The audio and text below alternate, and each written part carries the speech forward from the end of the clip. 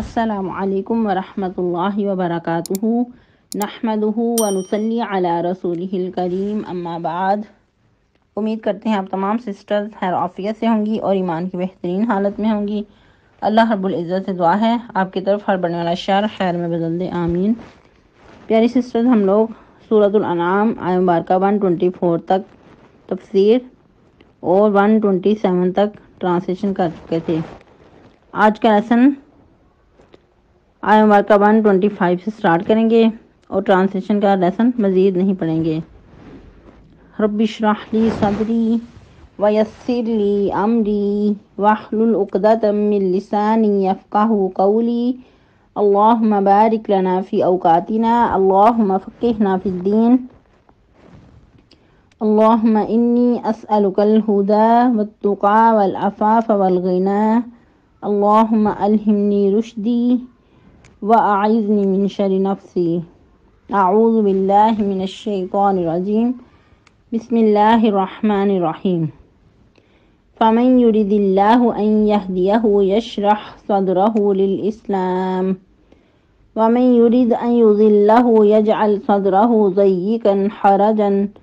ضَيِّقًا حَرَجًا كَأَنَّمَا يَصَّعَّدُ فِي السَّمَاءِ كذلك يجعل الله الرجس على الذين لا يؤمنون وهذا صراط ربك مستقيما قد فصلنا الآيات لقوم يذكرون لهم دار السلام عند ربهم وهو وليهم بما كانوا يعملون۔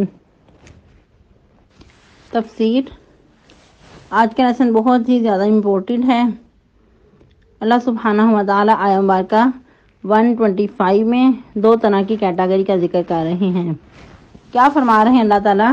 فَمَن يُرِدِ اللَّهُ أَن يَهْدِيَهُ يَشْرَحْ صَدْرَهُ لِلْإِسْلَامِ کہ جس کے لیے اللہ کی منشا ہوتی ہے، اللہ کا ارادہ ہوتا ہے کہ اس کو ہدایت دے، اس کو ہدایت پہ چلائے، اس کا سینہ اسلام کے لیے فراخ کر دیتا ہے، کھول دیتا ہے، اس کے سینے میں وسعت پیدا کر دیتا ہے۔ اور یاد رہے کہ جس کو شرح صدر حاصل ہو جائے اسلام کے لیے، اس کو بہت بڑی نعمت سے اللہ سبحانہ و تعالی نوازتے ہیں۔ ایسا شخص پہ اسلام پہ مطمئن ہو جاتا ہے بغیر کسی شک و شبہ کے، اسلام کی دعوت کو فوراً قبول کر لیتا ہے۔ جیسا کہ صحابہ کرام رضی اللہ تعالیٰ عنہم میں بھی بہت سارے تھے جنہوں نے اسلام کی دعوت فوراً لبیک کہہ دیا، بغیر کسی چون چرا کے، بغیر کسی شک و شبہ کے۔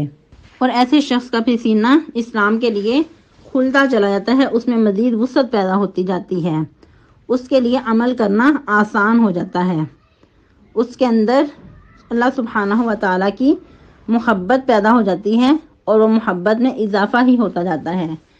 جس طرح کہ آپ لوگوں نے سورہ بقرہ میں بھی پڑھا وَالَّذِينَ آمَنُوا أَشَدُّ حُبًّا لِلَّهِ کہ جو مومنین ہیں وہ اللہ کی محبت میں سب سے بڑھ کر ہوتے ہیں۔ ایسے لوگوں کو پھر اللہ کی محبت بھی نصیب ہو جاتی ہے اور ان کے لیے ہر معاملے میں آگے بڑھ بڑھ کر عمل کرنا آسان ہو جاتا ہے۔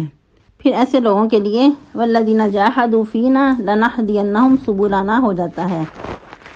تو دوسری کیٹیگری کیا اللہ سبحانہ و تعالیٰ فرما رہے ہیں؟ وَمَن يُرِدْ أَن يُضِلَّهُ يَجْعَلْ صَدْرَهُ ضَيِّقًا حَرَجًا اور جس کے لیے اللہ چاہتا ہے کہ اس کو گمراہ رہنے دے، کر دیتا ہے اس کا سینہ گھٹا ہوا، خارجن بہت ہی زیادہ تنگ، کأنما یصعد فی السماء گویا کہ وہ آسمان کی طرف چڑھ رہا ہے، آسمان کی بلندیوں کو گویا وہ چھو رہا ہے۔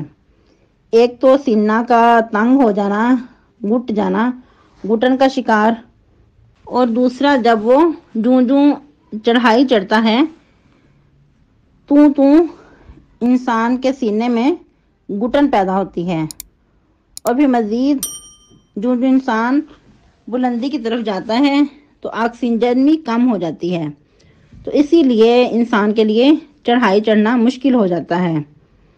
تو یہی صورتحال اللہ سبحانہ و تعالی ادھر فرما رہے ہیں، مثال کے ذریعے سمجھانا چاہ رہے ہیں کہ جس شخص کے لیے ہدایت کو قبول کرنا مشکل ہوتا ہے، وہ گویا کہ اس کے دل میں ایسی گھٹن ہے، ایسی نفرت ہے، ایسی اس کے اندر سرکشی ہے کہ اس کا سینہ اتنا تنگ ہو چکا ہے کہ وہ ہدایت کو قبول کرنے کی صلاحیت ہی کھو بیٹھا ہے۔ پھر ایسے سرکش لوگوں کو ایمان کی حلاوت ہی حاصل نہیں ہوتی۔ ایسے شخص کے سامنے جب بھی دین اسلام کی بات کی جائے، دین اسلام کی دعوت دی جائے تو اپنے دل میں گھٹن محسوس کرنے لگتا ہے، اس کی نفرت میں مزید اضافہ ہی ہوتا جاتا ہے۔ گویا کہ ایسے شخص کے دل پہ کفر کے تارے لگ جاتے ہیں، دل کے اندر وسعت ہی پیدا نہیں ہوتی، مزید گھٹن کا شکار ہوتا جاتا ہے۔ جو قبولیت حق کی صلاحیت ہے وہ اس کے اندر پیدا ہی نہیں ہوتی۔ عموماً دنیاوی لحاظ سے بھی کوئی ایسا شخص کہ جو سب کے درمیان گل مل کر نہیں رہتا، سب کے ساتھ محبت بھرے انداز سے بات نہیں کرتا، تو اس کو کہا جاتا ہے کہ ہاں یہ تو شخص اپنے آپ میں ہی رہتا ہے، یہ شخص تو آسمانوں سے باتیں کرتا ہے، یہ ہواؤں میں اڑ رہا ہے، اس کو کیا کسی سے لینا دینا۔ تو ایسا شخص جو گھٹن کا شکار ہو چکا ہے، دین اسلام سے اس نے اعراض کر لیا ہے، یقیناً اس کی نفرت دن بدن بڑھتی ہی جاتی ہے۔ ایسے لوگ پھر دن بدن تکبر کا شکار ہوتے جاتے ہیں اور مزید چالیں ہی چلتے جاتے ہیں، مکر و فریب ہی کرتے جاتے ہیں دوسرے لوگوں کے ساتھ، اور خاص طور پہ مسلمانوں کے ساتھ ان کی دشمنیاں مزید بڑھتی جاتی ہیں اور ان کے بارے میں وہ سازشیں ہی کھیلتے رہتے ہیں۔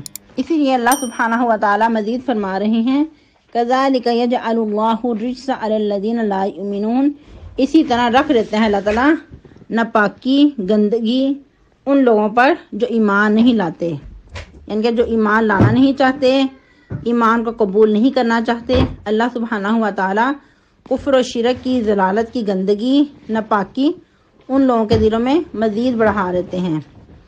اور یاد رہے کہ الرجس سے مراد مختلف مفسرین نے اس کا معنی و مفہوم بیان کیا ہے، اور سیدنا عبداللہ بن عباس کے بقول اس مقام پر رجس کا ترجمہ انہوں نے شیطان سے تعبیر کیا ہے، یعنی کہ جو شخص ایمان نہیں لانا چاہتا، حق کو قبول نہیں کرنا چاہتا، اس پہ ایک شیطان مسلط کر دیا جاتا ہے جو اس کو پھر دین اسلام سے مزید دور کرتا جاتا ہے۔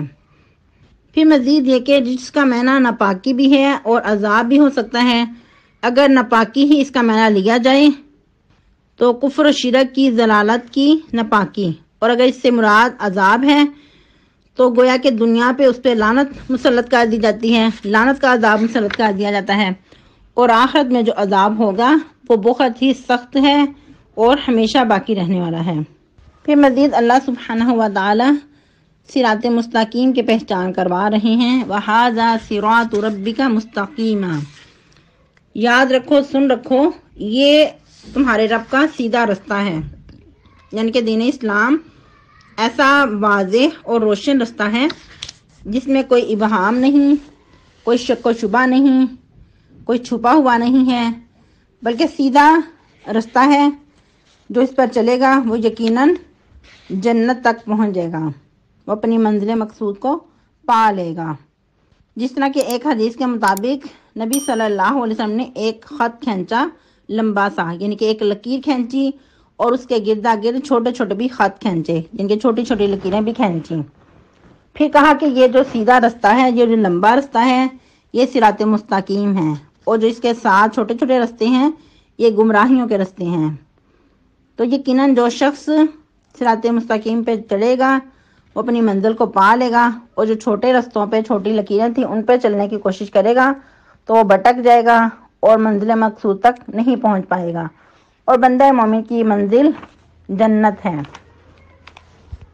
پھر اللہ سبحانہ و تعالی دو ٹوک فیصلہ کر رہے ہیں، قد فصلنا الآیات لقوم یذکرون، تحقیق ہم نے کھول کھول کر اپنی آیات بیان کر دیں کن لوگوں کے لیے جو نصیحت حاصل کرنا چاہتے ہیں۔ جو نصیحت حاصل کرنا چاہتے ہیں ان کے لیے تو بہت ساری نشانیاں ہیں، مفصل بیان کردہ ہیں، لیکن جو حق کو قبول نہیں کرنا چاہتے ان کے لیے کوئی نشانیاں، کوئی ڈراوے کام نہیں آتے۔ یہ ہم لوگ دو آیہ مبارکہ کی تفسیر کر چکے ہیں، آیہ مبارکہ 125 اور 126 کی۔ آپ لوگوں نے اچھے سے یاد کرنا ہے اور سنانا بھی ہے اور چھٹی نہیں کرنی۔ سبحانک اللہم ربنا و بحمدک نشہد ان لا الہ الا انت نستغفرک و نتوب الیک والسلام علیکم ورحمۃ اللہ وبرکاتہ. صلی اللہ علیہ